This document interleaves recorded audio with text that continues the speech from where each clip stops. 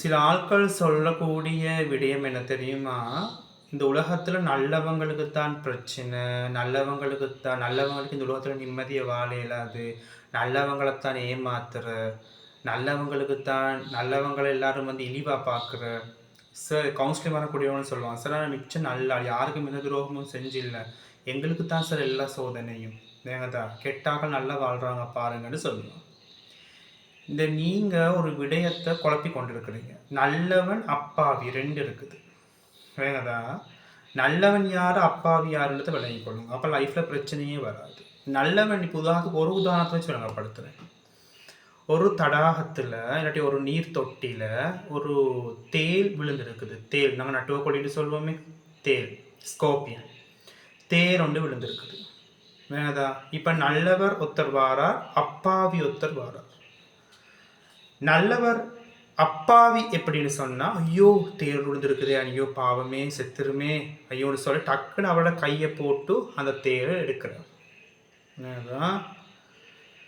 இன்னொருத்தர் நல்லவர் ஒருத்தர் வாரார், ஐயோ தேர் விழுந்திருக்குதே பாவமேன்னு சொல்லி ஒரு கம்பொண்டால இல்லாட்டி எதமாலும் ஒரு ஒரு ஒரு ஒரு பொருள் உண்டால அந்த தேரை தூக்கி விடுறார். இப்ப இந்த அப்பாவிக்கு என்ன நடக்கும்? ஐயோ பாவமே இந்த ஏற்கனவே தேல் துடிச்சு கொண்டிருக்குது, அது உயிருக்கு ஆபத்துன்னு அது பயந்து நிற்குது. இப்போ இந்த அப்பாவி இந்த கையை போட்டு அந்த தேலை தூக்கக்குள்ள தேல் அவட கையை கொடுக்கால குத்திடும். இந்த தேல்ட இயல்பு அதுதான். தேலுக்கு அவங்க காப்பாற்றுறானே இல்லையான்றதுல நமக்கு தெரியாது. வேதா அதுக்கு ஆபத்துன்னு உணர்ற சந்தர்ப்பத்தில் அதுக்கு ஆபத்து நீங்க சந்தர்ப்பத்தில் டக்குனு தாக்கத்தான் பார்க்கணும். இந்த அப்பாவிட கையை கொத்திடும். சரியா? அப்போ இவர் காப்பாற்றி விட்டது போகிறதுக்கு தேலுக்கு ஏசுவார். ஐயோ உன்னை காப்பாற்றின போது எனக்கு கையை கடிச்சிட்டாயின்னு சொல்லி தேலுக்கு ஏசுவார். தேலோட சுபாவம் அது. இந்த அப்பாவி நல்லவர் அவருக்கு எந்த பிரச்சனையும் அல்ல. அவர் பொருள் ஒன்றால தான் தூக்கி விட்டார். தேலையும் காப்பாற்றினார், அவரையும் காப்பாற்றி கொண்டார். இப்போ வாழ்க்கையில் நல்லவன் அப்பாவி 2 கேரக்டர் இருக்கிற. இந்த அப்பாவிகள் தான் வாழ்க்கையில் ஏமாறுற, அப்பாவிகள் தான் கஷ்டப்படுற, நல்லவங்க இல்லை. என்னங்க நல்லவங்கன்னு சொல்கிறது யார் தெரியுமா? தன்னை பாதுகாத்து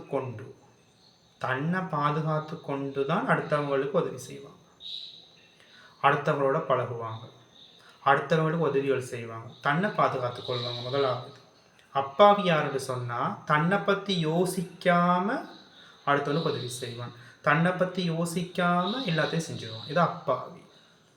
வேங்கதா இப்போ வாழ்க்கையில் எப்பயுமே நல்லவனாக இருங்க, அது மிச்சம் சிறப்பு. அப்பாவியே இருக்காதீங்க.